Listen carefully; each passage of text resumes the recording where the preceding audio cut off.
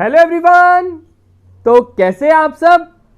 तो आज मैं आप सभी के लिए लेके आया हूं ट्रांसपोर्ट एंड कम्युनिकेशन का पार्ट नंबर 6, जिसमें हम बात करेंगे योर कम्युनिकेशन।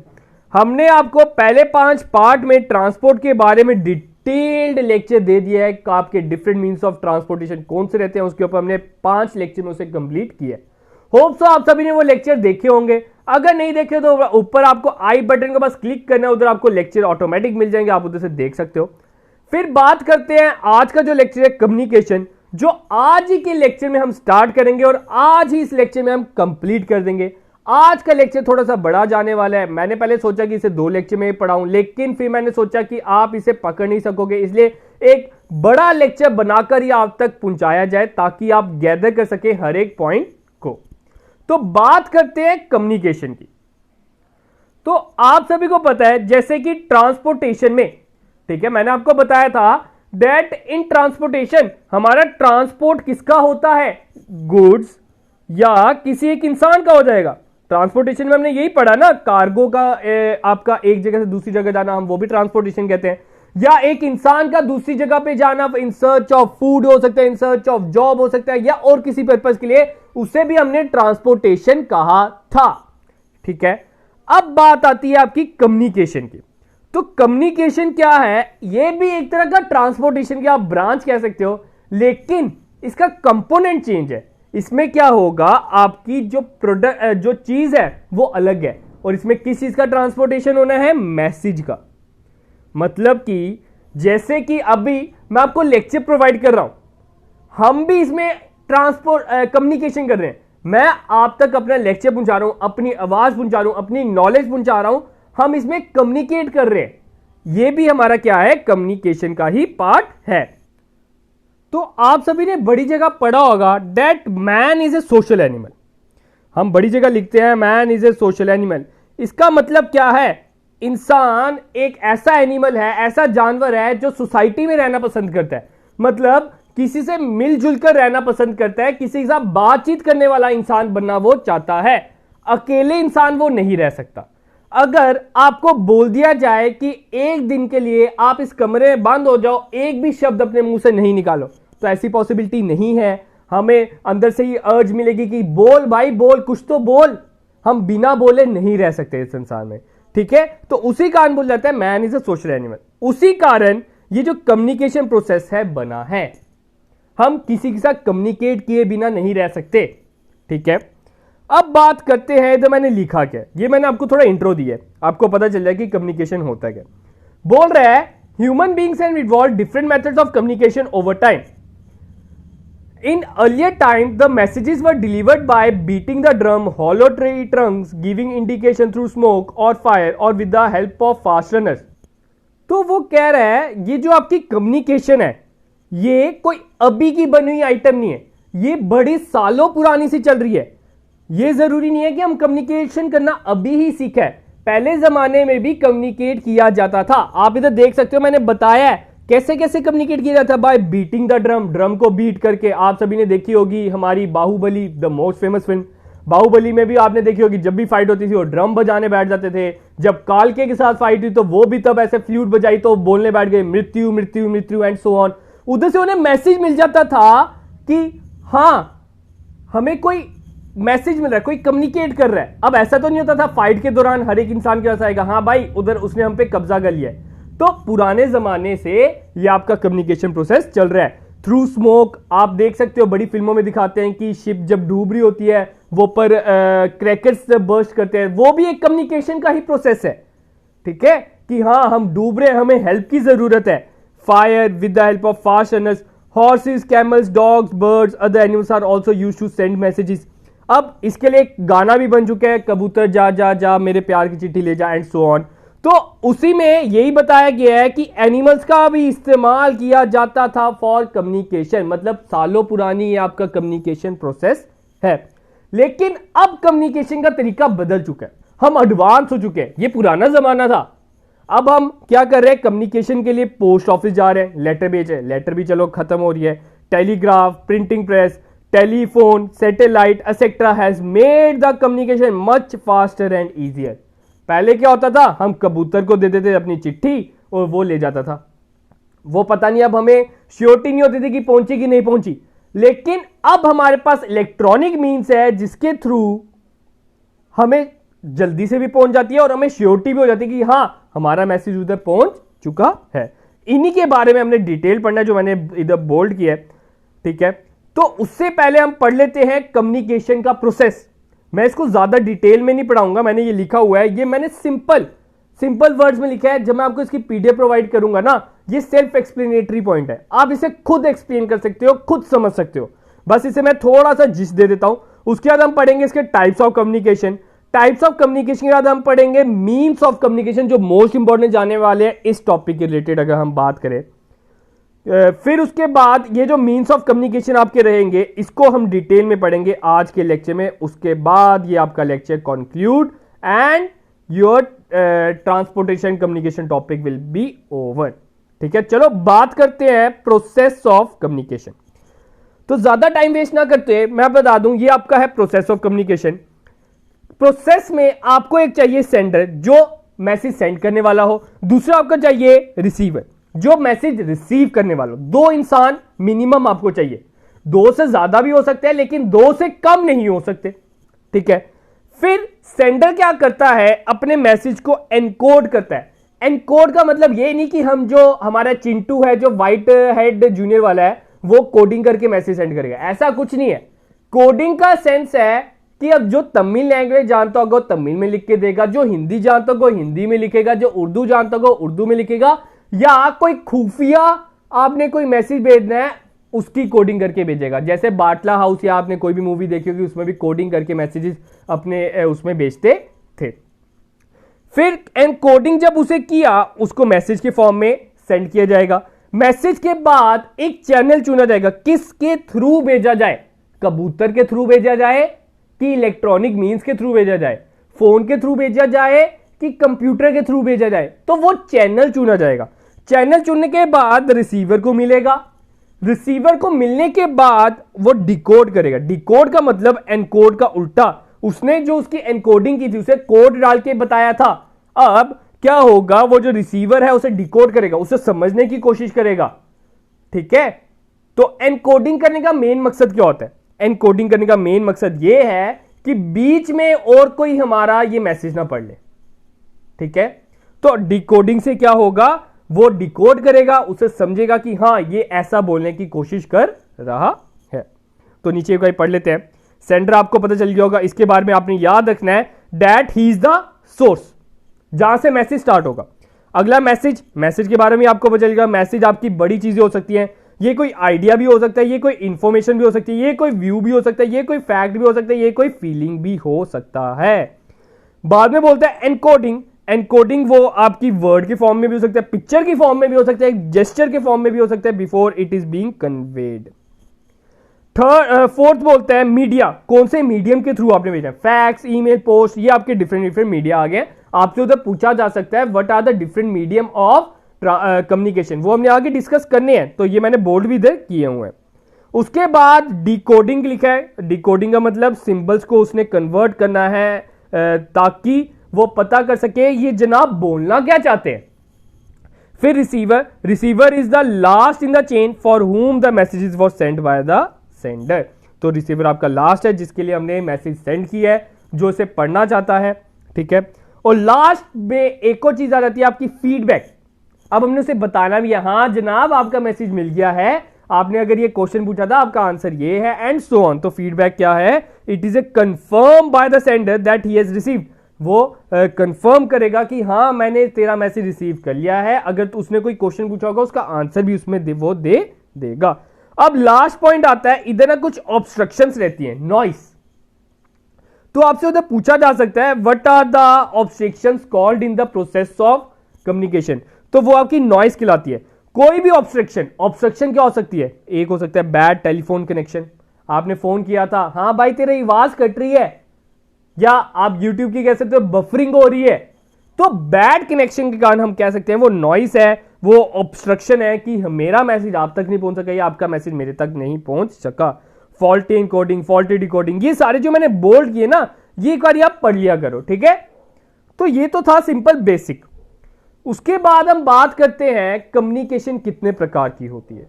तो कम्युनिकेशन असली में दो प्रकार की होती है, एक फॉर्मल एक इनफॉर्मल। आप सभी ने अपनी क्लासेस में पढ़ा होगा सर, एक होती है फॉर्मल लेटर, एक होती है इनफॉर्मल लेटर। ये दो तरह की लेटर्स होती है, आप सभी ने पढ़ा होगा। तो फॉर्मल कम्युनिकेशन है एक, तो वैसे ही इनफॉर्मल कम्युनिकेशन है। फॉर्मल क्या होता है? जब आप अपने किसी सुपीरियर से बात करो, for example your school principal, for example your boss, for example आप किसी पुलिस ऑफिसर से बात कर रहे हो, उधर आप क्या बात करोगे? फॉर्मली वे में। उधर आप ये नहीं बोलोगे और भाई कैसा है तू, ऐसा सिस्टम नहीं चलेगा। जहां ऐसा सिस्टम नहीं चलेगा उसे हम बोलेंगे फॉर्मल कम्युनिकेशन। और जहां पे आप पूछ सकते हो कैसा है तू, घर में सब कुछ ठीक, ऐसी बातें जहां हो सकती है उधर हम बात करेंगे इनफॉर्मल कम्युनिकेशन। ये समझाने के लिए है, तो एक बार पढ़ लेते हैं क्या लिखा मैंने। तो आपको पता होना चाहिए डैड, ये formal communication is official channel, official way में जाना चाहिए।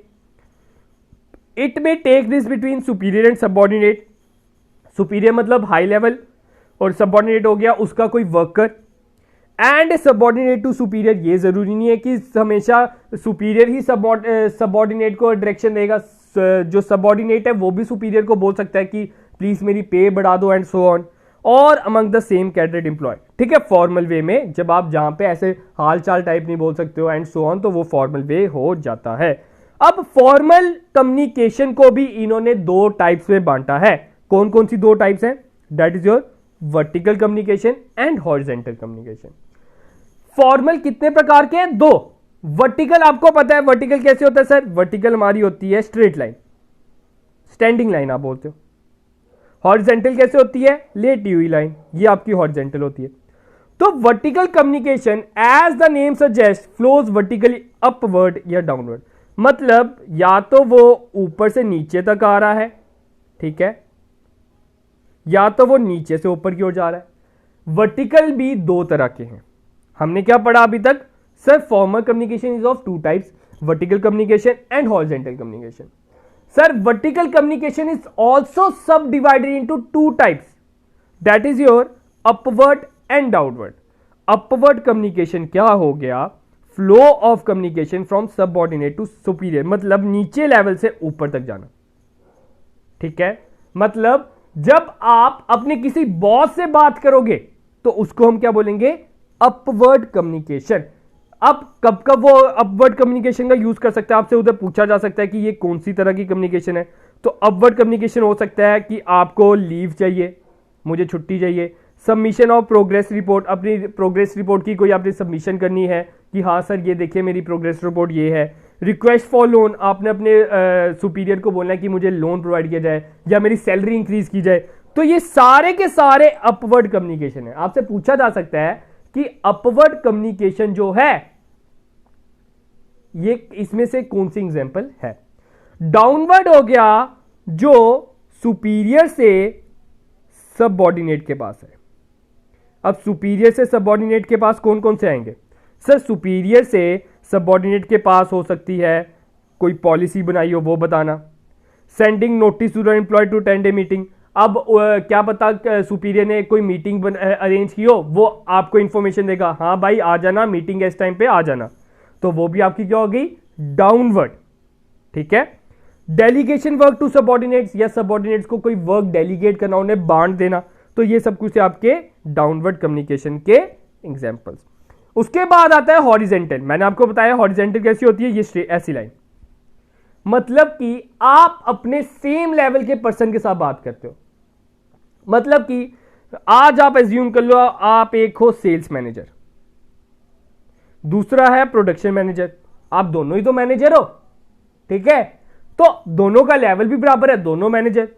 तो आपका जब लेवल बराबर है तो आपके बीच में जो कम्युनिकेशन होगी उसको हम क्या बोलेंगे? Horizontal communication. जब आप एक ही लेवल के हो, ठीक है, आपकी जो रैंक है, आपकी जो वर्क रैंक है वो दोनों का बराबर है, आप एक ही लेवल में वर्क करते हो, तो आप क्या कहलाओगे? Horizontal communication. For example a production manager may contact the finance manager to discuss the, दोनों ही मैनेजर हैं तो ये थी आपकी हॉरिजॉन्टल कम्युनिकेशन की एग्जांपल। उसके बाद आपका आता है इनफॉर्मल कम्युनिकेशन।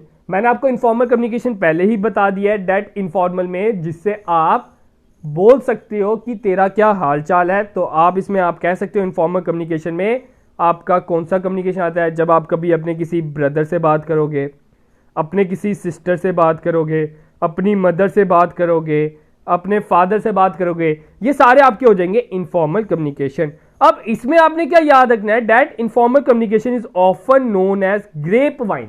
ये एक बार पूछा गया है एग्जाम में, ये जनरल नॉलेज के आपको पता होना चाहिए। दैट इनफॉर्मल कम्युनिकेशन आपका ग्रेप वाइन के नाम से भी जाना जाता है। क्यों? As it spread throughout the organisation and in all direction without any regard to the level of authority. क्योंकि ये हर जगह फैलता है, इसमें कोई अथॉरिटी का काम नहीं होता। ठीक है, होप की क्लियर होगा। तो इधर मैंने फ्लो चार्ट बना दिया हुआ है, आप देख सकते हो। एक इंटरनल कम्युनिकेशन कितने तरह की होगी, एक फॉर्मल एंड इनफॉर्मल। फॉर्मल को दो में बांटा गया है, हॉरिजेंटल कम्युनिकेशन एंड वर्टिकल, और वर्टिकल को भी दो में बांटा गया है, डाउनवर्ड एंड अपवर्ड। तो ये चीज आपने याद रखनी है, ये आप खुद भी पढ़ सकते हो, फिर भी मैंने आपको थोड़ा बता दिया है, थोड़ा नहीं बहुत ही बता दिया। अब हम बात करते हैं जो इस टॉपिक में मेन चीज जाने वाली है, मीन्स ऑफ कम्युनिकेशन। देखो मेरा मेन मकसद रहता है कि मैं जीरो लेवल से स्टार्ट करूं, कि आप तक सारी इंफॉर्मेशन पहुंचाई जाए। हो सकता है कि ये सब कुछ आपको पता हो, लेकिन बड़ी सी ऐसी चीजें होंगी जो आपको नहीं पता होंगी। जैसे मैंने आपको आज ग्रेप वाइन के बारे में बताया, जैसे कि मैंने आपको बताया वर्टिकल कम्युनिकेशन भी दो तरह की होती है। ये चीजें हम सोचते हैं कि हमें पता है, लेकिन जब एग्जाम में आता है ना, तो तब हम उधर शॉक हो जाते हैं कि हाँ ये तो हमने पढ़ा ही नहीं है। इसलिए मैं हमेशा कोशिश करता हूं कि आपको जीरो लेवल से पढ़ाया जाए। अब हम बात करते हैं मीन्स ऑफ कम्युनिकेशन कितने प्रकार के, मतलब मीन्स की जगह आप मोड्स ऑफ कम्युनिकेशन भी बोल सकते हो। कम्युनिकेशन आप कितने तरीकों से कर सकते हो। तो दो तरह के मीन्स ऑफ कम्युनिकेशन होते हैं, एक होता है पर्सनल कम्युनिकेशन, दूसरा होता है मास कम्युनिकेशन। पर्सनल कम्युनिकेशन क्या होता है, जब आप किसी स्पेसिफिक लोगों तक ही ये इंफॉर्मेशन पहुंचाना चाहते हो। फॉर एग्जाम्पल, आप आज घर पे बात करना चाहते हो कि मैं बिजनेस स्टार्ट करने वाला हूं, तो आप अपने घर में चार दीवारी में ही बात करोगे। ये तो नहीं है कि बाहर भी भेजोगे मैं बिजनेस स्टार्ट करने वाला हूं, वो तो जब स्टार्ट करोगे तब। अभी आपके घर में प्लानिंग चल रही है कि हाँ मैंने बिजनेस स्टार्ट करना है, किसी की नजर ना लगे तब तक लिए आप क्या करोगे, पर्सनल बात करोगे। आप किसी को फेसबुक पे मैसेज करते हो, पर्सनल डायरेक्ट मैसेज, तो वो क्या कहलाएगा सर, वो कहलाएगा पर्सनल कम्युनिकेशन। क्या वो मैं आपका मैसेज पढ़ सकता हूं? नहीं, तो उसे हम क्या बोलेंगे, पर्सनल कम्युनिकेशन। लेकिन एक होता है मास कम्युनिकेशन। मास कम्युनिकेशन मतलब जब आप एक मैसेज हजारों लाखों करोड़ों लोगों तक पहुंचाते हो। जैसे कि हमारे नरेंद्र मोदी जी जब परसों चौथ अभी टीवी में आए थे, उन्होंने हजारों करोड़ों लोगों तक अपना मैसेज पहुंचाया, तो वो हम कह सकते हैं your mass communication. Mass communication, ठीक है। तो मास कम्युनिकेशन भी दो प्रकार के हैं, एक आपका आता है प्रिंट मीडिया, दूसरा आपका आता है इलेक्ट्रॉनिक वे से, ठीक है। तो इनको हम आगे पढ़ते हैं। तो मास हमने पढ़ा पर्सनल कम्युनिकेशन। पर्सनल कम्युनिकेशन के एग्जांपल सीधा हम पढ़ लेते हैं। दैट पर्सनल कम्युनिकेशन में आपके आ जाता है लेटर। अब आप किसी को लेटर लिखते हो तो अपने लव्ड वन तक ही आप ये पहुंचाते हो, ठीक है। ये लेटर आपके उधर तक ही पहुंचती है। तो ये जो आपकी पर्सनल कम्युनिकेशन होती है, ऐसा तो नहीं है कि वो लेटर आज मैं पढ़ रहा हूं, आपने अपने किसी प्यारे इंसान को लिखी है वो लेटर, लेकिन मैं पढ़ रहा हूं, ऐसा तो नहीं है ना। तो उसको हम क्या बोलेंगे, पर्सनल कम्युनिकेशन। आपने उसके साथ पर्सनली कांटेक्ट किया। टेलीफोन के थ्रू, टेलीफोन में भी आप एक इंसान, आपकी जब आप कह सकते हो आपकी जब कॉन्फ्रेंस कॉल होती है उसमें भी आप 5 या 6 इंसान ही जोड़ सकते हो, तो उसमें भी हम क्या कहेंगे, वो भी आपकी क्या है, telephone is your personal communication. Fax के थ्रू, जब आप फैक्स के थ्रू अपने कोई डॉक्यूमेंट भेजते हो, स्कैन वो करके आपके डॉक्यूमेंट्स उधर पहुंचा देता है, तो वो भी पूरे देश में तो सर्कुलेट नहीं हो जाते, वो सिर्फ और सिर्फ वो स्पेसिफिक पर्सन तक ही पहुंचते हैं, तो उसको भी हम क्या बोलेंगे, पर्सनल कम्युनिकेशन। योर ईमेल, जब आप कोई ईमेल सेंड करते हो, हाँ ये मेरा है डाटा एंड सो ऑन, तो वो भी क्या होता है, पर्सनल कम्युनिकेशन। इंटरनेट, ठीक है, इंटरनेट इससे में क्या सेंस में बात कर रहा है कि आपकी फेसबुक हो गया, आपका इंस्टाग्राम पे जो मैसेज हो गया, ये जो मैसेजिंग आपके एप्स आ गए, तो ये उसमें बात कर रहे हैं, ठीक है। तो ये सब आपके क्या है, पर्सनल कम्युनिकेशन। आपसे पूछा जा सकता है नीचे दिए गए ऑप्शन में से कौन सा पर्सनल कम्युनिकेशन है कि नहीं है, तो ये आपको पता होना चाहिए कौन कौन से आपके पर्सनल कम्युनिकेशन है। इनके बारे में अभी आपने डिटेल में पढ़ना है, घबराओ मत। उसके बाद बोलता है मास कम्युनिकेशन। मैंने ऊपर क्या बताया आपको, mass communication is of two types, print media and electronic media. तो मास कम्युनिकेशन में पहले हम बात करते हैं इलेक्ट्रॉनिक। इलेक्ट्रॉनिक में आपका आ जाता है रेडियो, जो पुराने जमाने में चलते थे, तो अब तो आप कह सकते हो खत्म ही हो गया। सेकंड वन टेलीविजन, टेलीविजन के बाद satellite, fourth one is cinema. ये सब जो चार ऑप्शन है, ये चारों के चारों आपके इलेक्ट्रॉनिक आ जाते हैं, जिसके थ्रू आप अपनी इंफॉर्मेशन ज्यादा लोगों तक पहुंचा सकते हो। जैसे कि रेडियो में पहले न्यूज आती थी, क्रिकेट मैच पहले रेडियो के थ्रू ही देखा जाता था, तो वो क्या हम कह सकते हैं मास कम्युनिकेशन। टेलीविजन के थ्रू आप मोदी जी की बात सुनते हो, तो वो क्या है आपका इलेक्ट्रॉनिक कम्युनिकेशन। सैटेलाइट, सैटेलाइट के थ्रू ये सब कुछ आप कह सकते हो सैटेलाइट पे ही वर्क कर रहे हैं, तो ये भी आपके क्या आ गया आपका इलेक्ट्रॉनिक कम्युनिकेशन। सिनेमा, ये भी आपका क्या आ गया इलेक्ट्रॉनिक कम्युनिकेशन।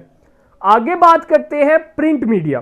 प्रिंट मीडिया में आपके आ गया न्यूज़पेपर। अगर आपने कोई अपनी एडवर्टाइजमेंट करनी है कि प्लॉट फॉर सेल या car for sale and so on, तो आप क्या करते हो न्यूज़पेपर में ऐड देते हो। तो वो जो इंफॉर्मेशन है आप ज्यादा से ज्यादा लोगों तक पहुंचाना चाहते हो, तो वो भी आपकी क्या आ गई प्रिंट मीडिया।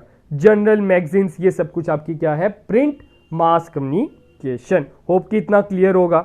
अब हम पढ़ते हैं जो भी हमने तक डिस्कस किया उसे डिटेल में, पर्सनल कम्युनिकेशन। ठीक है, तो जैसे कि मैं आपको बता चुका हूं, पर्सनल कम्युनिकेशन में आप कुछ ही लोगों के साथ कम्युनिकेट करते हो, कुछ ही लोगों के साथ मिलते हो। ठीक है, तो पर्सनल कम्युनिकेशन में मैंने क्या लिखा है, internet is the most effective and advanced one.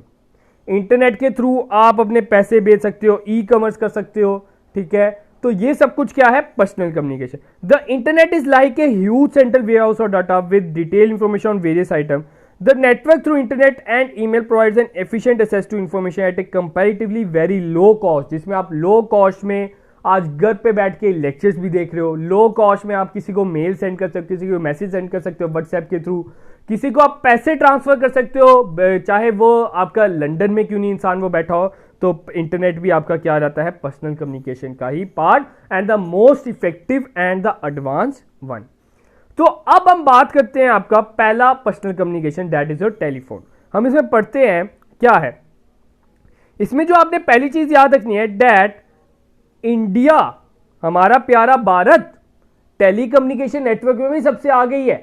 That is the second largest in the world by number of telephone users. अगर टेलीफोन यूजर्स देखे जाएं तो इंडिया सेकेंड नंबर पे है after China. Just like population, जैसे उधर population China first number पे है, इंडिया सेकंड पे, वैसे ही टेलीफोन के मामले में बात की जाए तो चाइना फर्स्ट नंबर पे है, इंडिया सेकंड नंबर पे।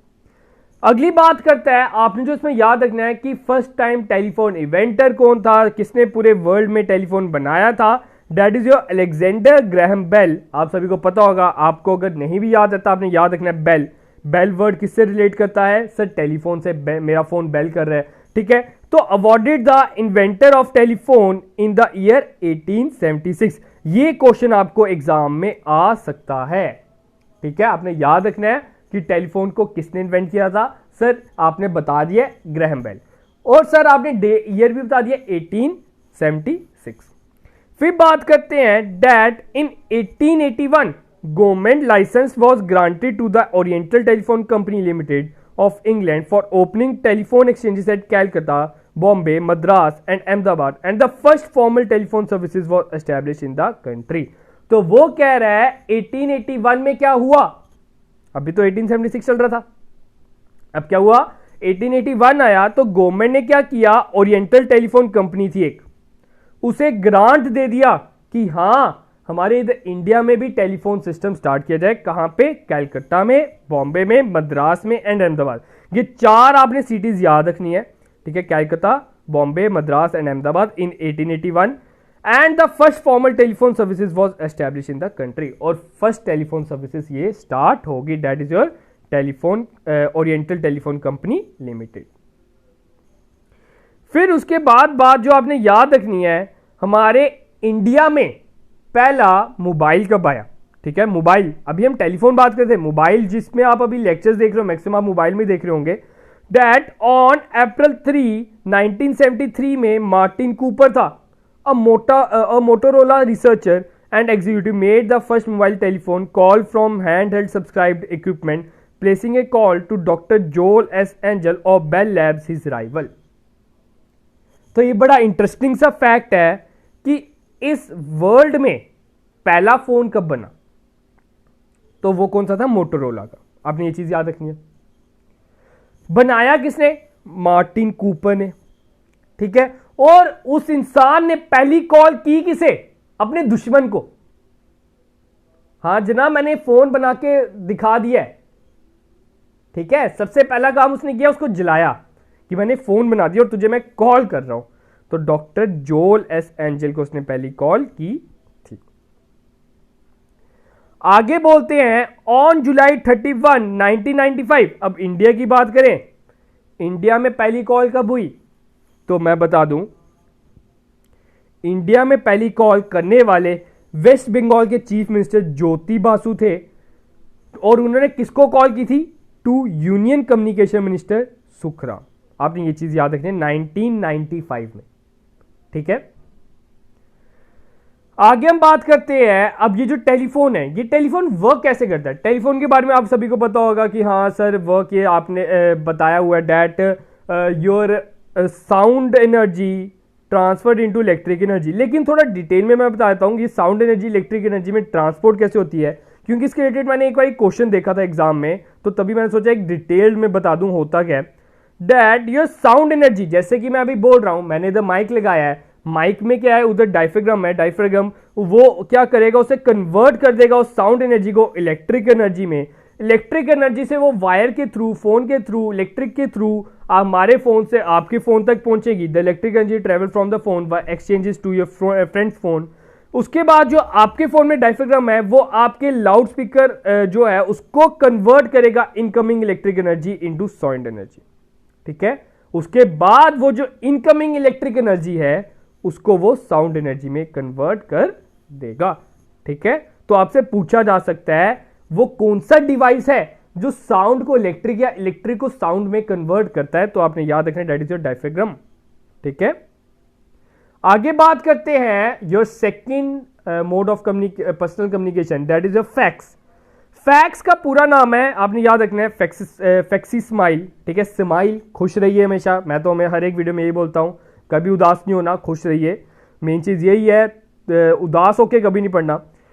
और ये जो फैक्स मशीन है क्या, आप सभी को पता होगा फैक्स मशीन के थ्रू क्या करते हैं, हम अपना कोई डॉक्यूमेंट स्कैन करवाते हैं, स्कैन करने के बाद उधर नंबर डाला जाता है, उस नंबर पे वो ऑटोमेटिक वैसे का वैसा डॉक्यूमेंट उधर पहुंच जाता है। तो ये भी आपका क्या हुआ, पर्सनल कम्युनिकेशन हुआ। तो इसको बनाने वाले कौन थे, that is Scottish inventor Alexander Ben. और उन्हें पेटेंट कब मिला इसका, 1843 में, for transmit images over wire, ठीक है। अभी तक तो हमारी आवाज ही जा रही थी एक जगह से दूसरी जगह, लेकिन अब हमारी इमेजेस भी जाने लगी। अब बात करते हैं ईमेल। ईमेल के ऊपर वैसे आपका कंप्यूटर के ऊपर मैंने लेक्चर पढ़ाया हुआ है, आप उधर डिटेल में पढ़ सकते हो। तो ईमेल की full form sir electronic mail. तो इलेक्ट्रॉनिक मेल बनाने वाले कौन इंसान थे, फर्स्ट टाइम ईमेल सेंड किसने की थी, आपको मैं बता चुका हूं और इधर लिखा भी है, रे टॉमलिसन। कौन सी, में 1971 में। और हर एक ईमेल एड्रेस के 3 मेन कंपोनेंट रहते हैं। एक आपका रहता है डोमेन नेम। डोमेन नेम मतलब आप कहां पे वो साइट चला रहे हैं, याहू चला रहे हैं, जीमेल चला रहे हैं, हॉटमेल चला रहे हैं, रेडिफ मेल चला रहे हैं, ठीक है। फिर आपका आता है @ sign and the third one is your name, आपने क्या नाम रखा है, जैसे कि abc97@gmail.com। तो abc will be your name, ठीक है, abc97 will be your name, @ will be your sign and gmail.com will be your domain name. और मैंने आपको अभी लास्ट लेक्चर में ही बताया था एयरवेज में कि आपकी फर्स्ट एयर मेल गई थी, that is your Allahabad to Naini 1911 में। होप की क्लियर होगा, ये आपका था पर्सनल कम्युनिकेशन। अब हम बात करते हैं आपका मास कम्युनिकेशन, जिससे हम इंफॉर्मेशन ज्यादा पहुंचाते हैं, ज्यादा लोगों तक कम टाइम में पहुंचाते हैं। तो पहला आपका मास कम्युनिकेशन आ जाता है रेडियो। पुराने जमाने में रेडियो चलते थे, सब टेलीविजन से पहले क्या चलता था, रेडियो। उसमें मैच सुने जाते थे, हर एक घर में रेडियो था। तो क्या बोलते हैं, radio broadcasting started in India. India में रेडियो ब्रॉडकास्टिंग कब स्टार्ट हुई? 1923। किसने स्टार्ट की? Radio club of Bombay. ये आप नोट डाउन कर लो, जो जो मैंने बोल्ड किया तो मैं पहले ही बता रहा हूं, इनके एग्जाम में आने के सबसे ज्यादा चांसेस होते हैं। उसके बाद क्या हुआ, गवर्नमेंट ने देखा, अच्छा जनाब इतने आपके इधर रेडियो हो गए, क्यों ना रेडियो की जो कंपनियां हम अपने अंडर ही कर लें, हमारी से इनकम हो जाएगी। तो गवर्नमेंट ने ये चाल चली, गवर्नमेंट ने इसे अपॉर्चुनिटी समझी, उन्होंने क्या किया, ये जो पॉपुलर मोड था रेडियो का उसे अपने अंडर कर लिया। यह आपसे पूछा जा सकता है, जो रेडियो सिस्टम था कब नेशनलाइज्ड हुआ इंडिया में? 1930 में। ठीक है, गवर्नमेंट ने पाया ये जो रेडियो है बड़ा मशहूर हो रहा है इंडियन सोसाइटी में, क्यों ना इस रेडियो कंपनी को अपने अंडर ही कर लिया जाए। और उन्होंने क्या नाम दिया? Under the Indian broadcasting system. और उस कंपनी को क्या नाम दिया? Indian broadcasting system. जो इसके बाद ये जो इंडियन ब्रॉडकास्टिंग सिस्टम थी चेंज हो गया ऑल इंडिया रेडियो में 1936 में, और अब वो आकाशवाणी के नाम से जानी जाती है 1957 से। होप कि इतना क्लियर होगा। रेडियो के बाद अभी रेडियो में क्या था, हमें सिर्फ और सिर्फ आवाज सुनाई दे रही थी, इतना इंटरेस्ट नहीं बन रहा था। अब क्या हुआ, विजुअलाइजेशन हुई, हमें इमेजेस दिखने लगे। तो इधर हमारा टेलीविजन की इन्वेंशन होती है। ठीक है, पहले रेडियो चलता था, अब टेलीविजन। तो टेलीविजन बनाने वाले पहले इंसान कौन थे? That is Philo Farnsworth. ठीक है, American inventor who developed the first electronic television system. And the television in India, India में कब आया? ठीक है, दिल्ली में स्टार्ट किया गया था सबसे पहले 15 सितंबर 1959 में। फिर बात करते हैं, टेलीविजन तो आ गया, और इस टेलीविजन सिस्टम को, इसको कंट्रोल करने वाली भी कंपनी ऑल इंडिया कंपनी ही थी 1965 में। ठीक है, फिर उसके बाद क्या हुआ, इधर टेलीविजन पे प्रोग्रामिंग होने लगी। ठीक है, उधर दूरदर्शन आपका पहला चैनल है, आप सभी को पता होगा, डीडी नेशनल चैनल अभी भी आपका जब आता है, तो डीडी चैनल उस टाइम पे ऑल इंडिया रेडियो का ही पार्ट था। उसमें क्या हुआ, 2 टाइम इसके आपकी टेलीकास्ट होने लगा, that is in morning and evening. उस टाइम पे आप सभी को पता होगा रामायण, महाभारत, ये जो आपके सीरियल्स थे ये सबसे ज्यादा मशहूर हुए। फिर क्या हुआ, टेलीविजन सर्विसेज, अभी तक आप देख रहे थे, ये जो आपका टेलीविजन सर्विसेज था कौन कंट्रोल कर रहा था? All India radio. तो अब क्या हुआ, ये जो टेलीविजन सर्विसेज थी ये सेपरेट होगी, कहते हमने तेरे साथ नहीं रहना रेडियो सिस्टम में 1976 में। ठीक है, आपसे पूछा जा सकता है जो आपका टेलीविजन सिस्टम है वो आपका रेडियो से कब अलग हुआ? 1976 में। अगला आपका आता है newspaper, the most important exam point of view से एग्जाम में पूछा जा सकता, बड़ी बार पूछा जाता है न्यूज़पेपर के बारे में। दैट आपकी पहली न्यूज़पेपर कौन सी थी इंडिया में? तो पहली न्यूज़पेपर पब्लिश करने वाला कौन सा इंसान था? जेम्स अगस्त। ठीक है, ऐसे याद रखो, अगस्त हिकी। ठीक है, तो फर्स्ट न्यूज़पेपर पब्लिश करने वाला कौन इंसान था? जेम्स अगस्त अस हिकी। और जो टाइटल था फर्स्ट न्यूज़पेपर का, उस क्या नाम था? बंगाल गैजेट। ठीक है, पहली न्यूज़पेपर का टाइटल क्या था? बंगाल गैजेट। ये बड़ी बार आए हुए एग्जाम में, आप चाहे एसएससी के एग्जाम में बात कर लो, उधर हिस्ट्री में एक क्वेश्चन आ जाता है, या और किसी में बात कर लो, तो बड़े से एग्जाम में ये क्वेश्चन पूछा जाता है कि आपका फर्स्ट जो न्यूज़पेपर थी उसका टाइटल क्या था। और ये जो आपकी पहली यूरोपियन जो थी, आप सभी को मैं बता दूं, जो न्यूज़पेपर बनाने वाली आपकी जो प्रेस कंपनी बनाने वाली थी वो आपकी कौन थे? यूरोपियंस थे। तो ऐसे कौन से यूरोपियंस थे जो प्रिंटिंग प्रेस लाए इंडिया में? तो आपको पता होना चाहिए that Portuguese were the first Europeans who brought printing press in India. अगली बात वो करता है, the first book publish in India by Portuguese. अब पोर्टुगीज ने इधर प्रिंटिंग प्रेस तो ले आए, तो अब उन्होंने क्या किया, इधर एक बुक भी पब्लिश कर दी। और पहली बुक पोर्टुगीज ने कौन सी बुक पब्लिश की? जूसेट ऑफ गोवा। अगली बात हम बात करते हैं, तो नेक्स्ट पॉइंट क्या बोल रहा है, that Johan Carlos was the publisher of the relation Alan Fernman and Jaden Cook Verdic historian. ठीक है, ये जर्मन वर्ड है, सॉरी। दो ये जो जोहान कार्लस है, आपने ये चीज याद रखनी है, that he is the first newspaper publisher. Newspaper publish करने वाला ये पहला इंसान था। ठीक है, वर्ल्ड की बात हो रही है, पहले हमने ऊपर जो बात की थी इंडिया की बात की थी। ठीक है, तो वर्ल्ड में अगर हम बात करें तो जोहान कार्लस है। और इन्होंने ये न्यूज़पेपर पब्लिश की थी। नेक्स्ट में बात करते हैं, आपसे उधर क्वेश्चन पूछा भी जाता है बड़ी बार ये, तभी मैंने ये लास्ट पॉइंट डाला है, which is the oldest continuously publish newspaper in India. तो जो ओल्डेस्ट न्यूज़पेपर गिनी जाती है दैट इज बॉम्बे समाचार, जो अभी मुंबई समाचार के नाम से अभी तक चल रही है, ठीक है, जो अभी तक चल रही है और ओल्डेस्ट है दैट इज योर बॉम्बे समाचार। कौन सी ईयर में स्टार्ट हुई? 1822 में। किसने स्टार्ट किया? फेडोनजी मुर्सबाइन, ठीक है, तो ये इनका नाम था, ये भी आपने याद रखना है। ये आपसे बढ़िया क्वेश्चन पूछा जाता है ये वाला, ये जो बॉम्बे समाचार वाला रिलेटेड क्वेश्चन है। अब बात करते हैं सैटेलाइट। सैटेलाइट आप कह सकते हो सभी का बाप है। अगर सैटेलाइट नहीं होगी बाकी सब, आपका इंटरनेट नहीं चलेगा, आपकी एक कॉलिंग सिस्टम नहीं चलेगा, बाकी आपका कोई भी सिस्टम नहीं चल पाएगा, ठीक है। तो उसी कारण मैंने इधर लिखा है that satellites are mode of communication in themselves as well as regulate the use of other means of communication. तो ये जो सैटेलाइट है ये सिर्फ और सिर्फ खुद ही मीन्स ऑफ कम्युनिकेशन नहीं है, बल्कि बाकियों का भी मीन्स ऑफ कम्युनिकेशन है। बाकी जो आपके मीन्स ऑफ कम्युनिकेशन उसे रेगुलेट करता है, ठीक है। However, use of satellites is very vital for the country due to the economic and strategic reason. तो ये जो सैटेलाइट है मोस्ट इंपॉर्टेंट है, आप सभी को पता होना चाहिए that satellite is also of two types, that is your natural and your artificial, ठीक है। First one is your natural satellite, जैसे बोला जाता है moon is our natural satellite, मतलब सैटेलाइट वो चीज है जो किसी चीज के इर्द गिर्द घूमती है, तो उसमें से जो भी छोटी चीज होगी उसको हम सैटेलाइट बोलते हैं, ठीक है।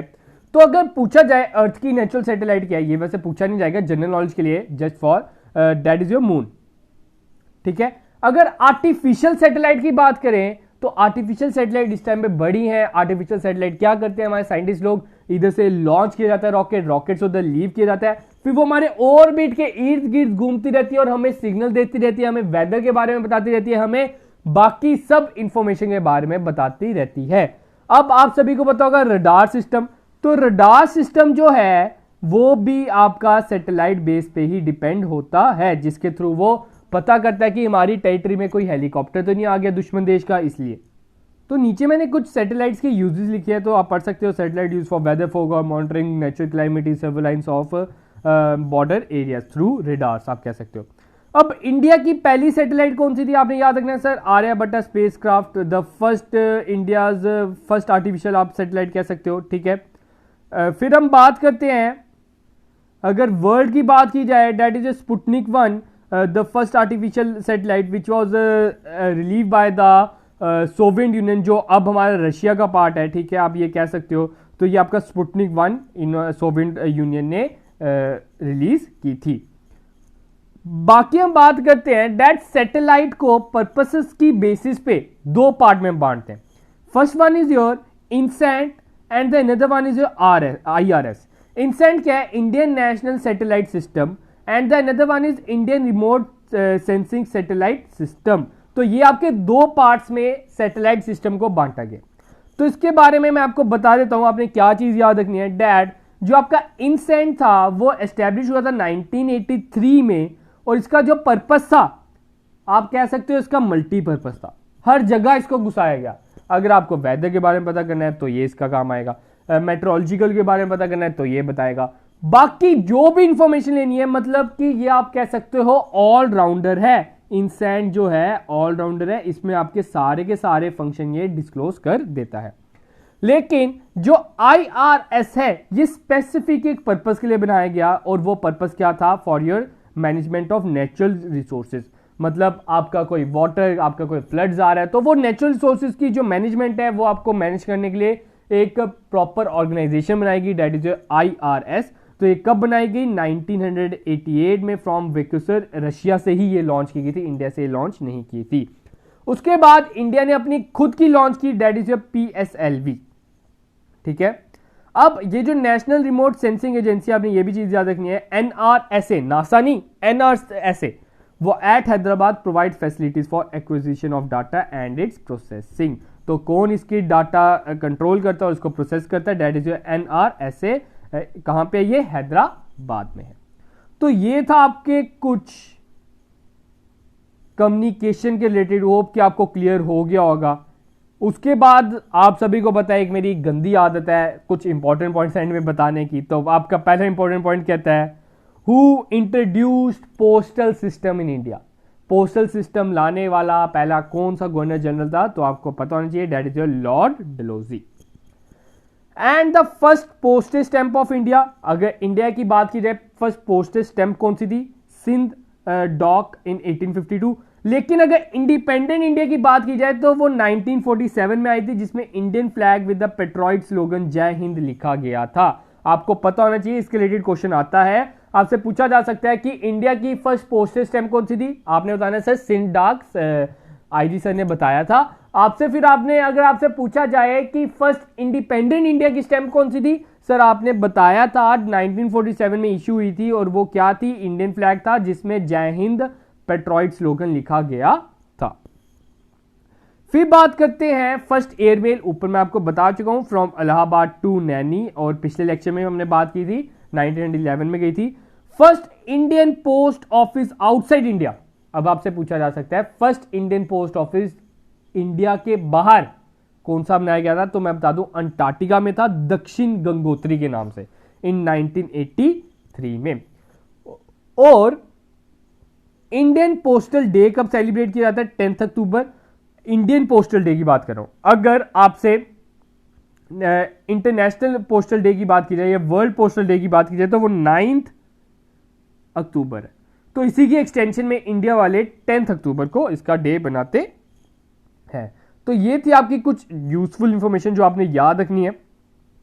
तो एक बारी आप सभी को फिर से मैं दोहरा देता हूं इसके बारे में हमने क्या पढ़ा। ऐसा करने से क्या होता है, जो भी हमने पढ़ा होता है वो याद रह जाता है। तो मैं बता दूं हमने कम्युनिकेशन पढ़ा, कम्युनिकेशन का उसका प्रोसेस पढ़ा, आपको ये प्रोसेस याद होगा। तो प्रोसेस के बारे में इतना डिटेल में पता नहीं होना चाहिए, बस ये मेन चीज थी आपको, जैसे ये सोर्स कौन सा होता है, सेंडर होता है, ये जो मेन चीजें होती है ना। हम क्या करते हैं कि हम सोचते हैं कि हमें ये चीज आती है, लेकिन जब एग्जाम में आ जाती है तो हम उधर अपना मार्क्स खो देते हैं। तो ये आपके कुछ प्रोसेस था। उसके हमने टाइप्स ऑफ कम्युनिकेशन पढ़ा। टाइप्स ऑफ कम्युनिकेशन मैंने आपको बताया that there are 2 types of communication, formal and informal.